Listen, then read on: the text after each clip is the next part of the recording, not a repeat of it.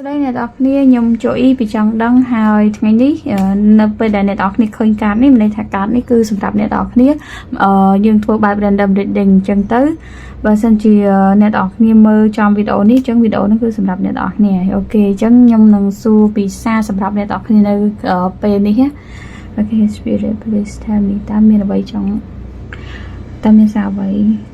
សម្រាប់អ្នកដែលមើលវីដេអូមួយនេះដែរទេ Spirit please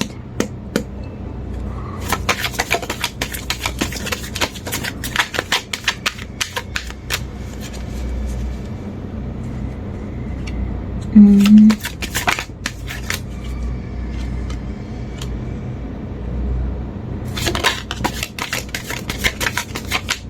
្ញុំឃើញថាមពលរបស់អ្នកទាំងអស់គ្នាដូចជាអត់សូវល្អសោះមិនថាជាថាមពលខ្លួនឯងឬក៏ថាមពលគូវាមើលទៅដូចជា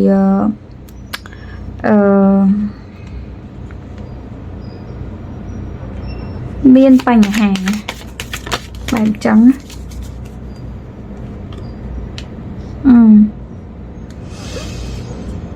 វាយ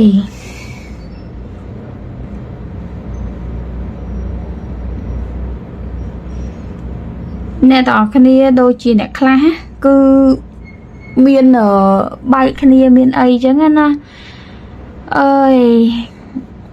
និយាយទៅអ្នកទាំងអស់គ្នាដូចបើនិយាយពីខ្លួនឯងវិញដូចកំពុងជាប់កាំងទៅមុខមិនកើតទៅក្រោយមិនកើតចឹងណាហើយដូចមានរឿងច្រើនដូចឥឡូវកំពុងតែដូចចង់បោះបង់ចង់ដូចចង់បោះបង់អាកោតដៅរបស់ខ្លួនឯងឬក៏វែងផ្លូវឥឡូវវាមើលទៅអូយញញៃដល់ទេ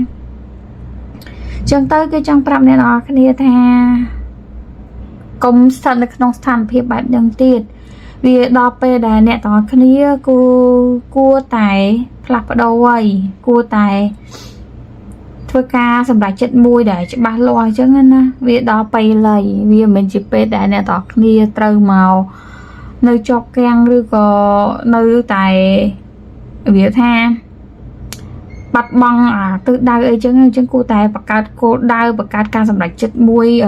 សម្រាប់ខ្លួនឯងចឹងទៅហើយតារានេះក៏អាចធាតុទឹកច្រើន Cancer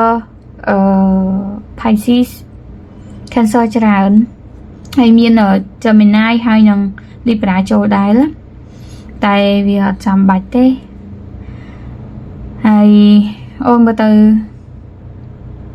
អ្នកទាំងអស់គ្នាគួរតែបានរៀនច្រើនមែនតើពីអតីតកាលហ្នឹងវាបញ្ហាអ្នកទាំងអស់គ្នាជួបច្រើនហើយអញ្ចឹងអ្នកទាំងអស់គ្នាគួរតែដល់ពេលហើយដែលអ្នកទាំងអស់គ្នាចាប់ផ្ដើមឡើងវិញអីចឹងណា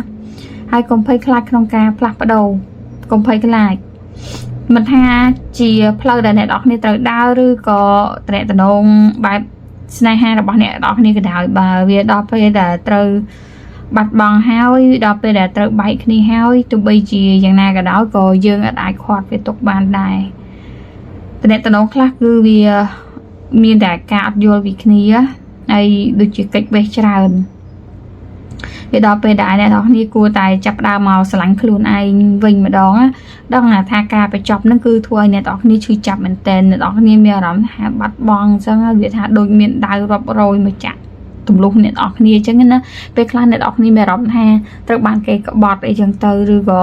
ដូចខ្លួនឯងគឺជាបុគ្គលបរាជ័យជនបរាជ័យអញ្ចឹងណាវាបែបបរាជ័យទាំងការងារបរាជ័យទាំងរឿងលុយកាក់អីចឹងណាបរាជ័យហ្នឹងហើយទាំងការងារទាំងស្នេហាបែបអញ្ចឹងខ្ញុំចង់និយាយអញ្ចឹងណា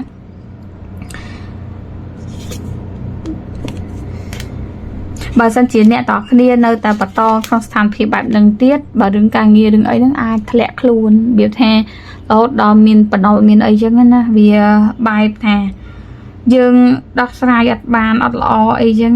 ហើយបើរឿងស្នេហាវិញវានៅតែបន្តអ្នកទាំងគ្នាឈឺចាប់បើសិនជាអ្នកទាំងគ្នាមិនព្រមដោះលែងមិនព្រមចាក់ចេញពីតំណងដែលវាអត់ល្អបែបហ្នឹងណាព្រោះខ្ញុំឃើញថាតំណងនេះអត់ល្អមែនតើហ្មង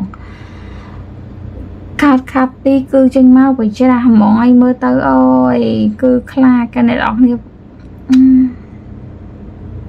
នៅក្នុងស្ថានភាពមួយដែលអត់ល្អហើយក៏អត់ចង់ចាក់ចេញបែបអញ្ចឹងអ្នកទាំងគ្នាខ្លាចបាត់បង់គេយើងខ្លាចឈឺចាប់ប៉ុន្តែ អ្នកនរគ្នាអើយកុំបែបហ្នឹងអីវាអត់ល្អទេអារម្មណ៍បែបហ្នឹងខ្ញុំអត់សូវចូលចិត្តទេសូម្បីតែខ្លួនឯងក៏ដោយដែរខ្ញុំមិនដឹងថាដោយសារតែហេតុផលអីបានអ្នកនរគ្នាសូម្បីតែអាការរីកចម្រើនរបស់ខ្លួនឯងការអភិវឌ្ឍខ្លួនក៏អ្នកនរគ្នាអត់ទៅមុខដែរគឺនៅជាប់គាំងនៅនឹងហ្មង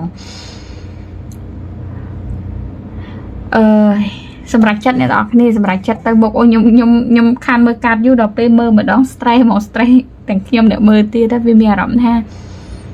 កាប់នេះគឺវាពិបាកហ្មងវាដូចអ្នកនរគ្នាបាត់បង់គ្រប់យ៉ាងហ្មងលេងមានអីជាខ្លួនឯងបាត់បង់សូម្បីតែជាខ្លួនឯងអាហ្នឹងហើយដែលវាធ្វើឲ្យជីវិតអ្នកនរគ្នាមានអារម្មណ៍ថាអ្នកនរគ្នាបរាជ័យដូចគេថាចឹងបាត់បង់អ្នកដទៃអ្នកនរគ្នាអាចបាត់បង់បានណាព្រោះអ្នកនរគ្នានៅតែអាចស្វែងរក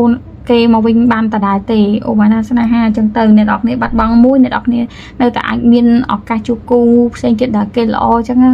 ចឹងយើងអាចបើឱកាសនៅតែទទួលបានអាគូដែលល្អទេដរាបណាយើងមានអាស្តង់ដារមួយសម្រាប់ខ្លួនឯងចឹងទិតខ្លួនឯងវែសម្រាប់ថាស្រឡាញ់ខ្លួនឯងឲ្យល្អចឹងណាប៉ុន្តែនៅពេលដែលអ្នកនរគ្នាបាត់បង់ខ្លួនឯងអ្នកនរគ្នាគឺបាត់បង់គ្រប់យ៉ាងហ្មងដោយសារអីនៅពេលដែលអ្នកនរគ្នាបាត់បង់ខ្លួនឯងវាកុំសង្ឃឹមថានឹងមានអ្នកណាម្នាក់មកធ្វើល្អមួយអ្នកនរគ្នាឬក៏ស្រឡាញ់អ្នកនរគ្នារហូតបានបើអ្នកនរគ្នាអត់ចេះស្រឡាញ់ខ្លួនឯងបែបអញ្ចឹងណាចឹងទៅបានជាអ្នកនរគ្នាត្រូវតែដាស់ខ្លួនឯងឡើងវិញបាត់បង់អ្នកណាបានតែហាមបាត់បង់ខ្លួនឯងហាមបាត់បង់អ្វីដែលអ្នកនរគ្នាចង់បានក្តីសម័យឬក៏គោលដៅរបស់អ្នកនរគ្នាបើសិនជាអ្នកនរគ្នាដល់វគ្គវិញគឺចាប់ផ្ដើមកំណត់វិញមកថាអ្វីដែលអ្នកនរគ្នាចង់បាននៅក្នុងពេលអនាគតសម្រាប់ជីវិតរបស់អ្នកនរគ្នាវាថា5ឆ្នាំក្រោយឬក៏1ឆ្នាំក្រោយអ្នកនរគ្នាចង់បានអីមិនថាជាគោលដៅតិចតួចឬក៏គោលដៅធំដុំទេឲ្យតែវាធ្វើឲ្យផ្លូវចិត្តអ្នកនរគ្នាល្អហើយនឹងមានការរីកចម្រើនឬក៏អភិវឌ្ឍខ្លួនអ្នកនរគ្នាគួរតែធ្វើវាអញ្ចឹងណាហើយស្នេហាក៏ដោយដែរបើសិនជាតំណនឹងវាអត់ល្អទេវាធ្វើឲ្យតែអ្នកនរគ្នាមានអារម្មណ៍ថាហត់នៅឬឈឺចាប់ឬក៏ត្រូវបានគេក្បត់ក្រាបស្មោះត្រង់ជាមួយហេតុអីអ្នកនរគ្នាត្រូវនៅជាមួយនឹងអតំណត្រង់បែបហ្នឹងទៀតអ្នកនរគ្នាគួរតែចាក់ចេញទៅព្រោះខ្ញុំជឿជាក់ថាអ្នកនរគ្នានឹងជួបនៅតំណត្រង់ដែលល្អដែលលេងឈឺចាប់វាថាក្រោយភ្លៀងវាមេឃតែស្លាបើមេឃវាមិនស្លាវាព្យុះក៏នៅតែវាគង់តែស្ងប់ទៅវិញដែរនិយាយទៅជីវិតគឺវាបែបហ្នឹងវាអាចល្អទៅរហូតទេប៉ុន្តែក៏វាអត់អាក្រក់ទៅរហូតដែរអញ្ចឹងយើងគួរតែមានអាគំនិតបែបវិជ្ជមានហើយជឿជាក់នឹងដើរទៅមុខទៀតអញ្ចឹងខ្ញុំជឿថាអ្នកនរគ្នានឹងជួបគូដែលល្អគាត់ថាឥឡូវវាមិនជាពេលដែលជួបគូដែលល្អអញ្ចឹងអ្នកនរគ្នាគួរតែដោះលែងហើយព្យាបាលបេះដូងខ្លួនឯងឲ្យល្អទៅកុំអោបកសោបទៀតគួរតែគិតពីការរីកចម្រើនរបស់ខ្លួនឯងនៅពេលដែល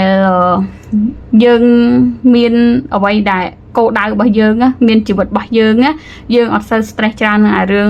ជីវិតគូទៀតទេហើយនៅពេលហ្នឹងហើយគឺជីវិតគូហ្នឹងវានឹងដើរចូលមកអ្នកនរគ្នាដល់ខ្លួនឯងហ្មងរបស់ខ្លះរឿងខ្លះគឺអញ្ចឹងនៅពេលដែលយើងលេងគិតលេងខ្វល់វាបែរជា100យើងអញ្ចឹងណាចឹងកុំបដ ாய் ខ្លួនឯងទៀតព្រោះខ្ញុំឃើញថាអ្នកនរគ្នាបដ ாய் ខ្លួនឯងមែនតើហើយវាអាចប៉ះពាល់វាបាត់បង់ច្រើនហើយវានឹងប៉ះពាល់ដល់វាដូច